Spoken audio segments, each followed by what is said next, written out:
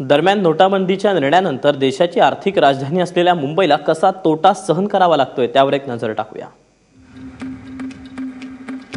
गेल्या 9 दिवसातला किरकोळ बाजारातला व्यापार पाहिला तर त्याचं नुकसान झालेलं आहे 50% आणि पैशांमध्ये जर हे नुकसान मोजायचं झालं तर 3150 कोटींचं नुकसान झालंय, ज्याची माहिती किरकोळ व्यापारी संघटनेने दिली आहे। तर उद्योग तज्ञ यांचं म्हणणं असे की 9 दिवसामध्ये बिगारी कामगारांचं नुकसान 50% झालंय, जे जवळपास 980 कोटी इतकं आहे।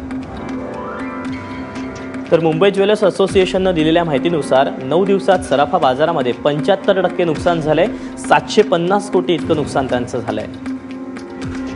तर हॉटेल्सचं 9 दिवसातलं नुकसान 50% आहे, जवळपास पैशांमधलं नुकसान 450 कोटी। आहार संघटनेने याची माहिती दिली आहे।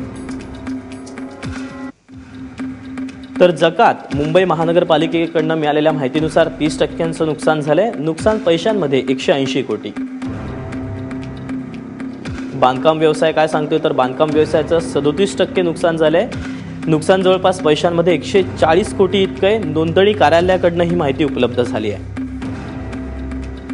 तर रिक्षामेन्स युनियनने दिलेल्या माहितीनुसार रिक्षाचं जे एकंदरीत नुकसान आहे ते 27% झालेलं आहे, 36 कोटी इतकं नुकसान आहे पैशांमध्ये। तर मुंबई टॅक्सीमेन्स युनियनने दिलेल्या माहितीनुसार 25% नुकसान टॅक्सीचं झालेलं आहे, जवळपास 4.5 कोटी नुकसान इतकं झालंय। त्यामुळे धंदा आहे पर मंदा आहे अशी काहीशी परिस्थिती आर्थिक राजधानीची पाहायला मिळते।